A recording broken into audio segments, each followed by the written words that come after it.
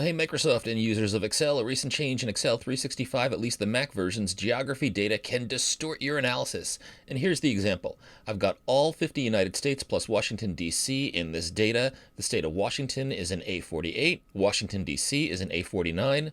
Now with all of these names selected, I'm going to head over to the Data tab and select Geography. Now look what Excel has done. It has dangerously converted Washington, D.C. to just Washington, so the names are the same. I now have two identical Washington entries in name, even though I had entered different values in these cells. Excel has just distorted my data without my permission. Now watch how this can give you unexpected and incorrect results when using Excel's data analysis tools. First, we're going to convert the data to an Excel table, Command-T. Then we're going to add a total row. Then we'll count the names. We clearly see that we've got 51 entries for name. That's what we would expect with all 50 U.S. states and Washington, D.C.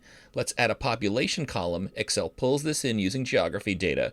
We can see the two Washingtons are treated separately. They have different and correct populations. Now let's sum up the populations. We get the population for the United States, but here's where things can go bad. Now many of you might use slicers as a data analysis tool in Excel. I'm going to add a slicer for the name field, and I'm only going to show Washington. Then I'm going to take a look at the population data. But what I see is the combined population for two entities, Washington the state and Washington, D.C., even though I only wanted the population for Washington state. Strange thing is, I'm recording this on November 7th. I used the same feature on November 5th, and Washington, D.C. was not converted to Washington. So Microsoft, please fix this. Teachable moment. It's important to double check your results to make sure that your tools are behaving when you perform data analysis.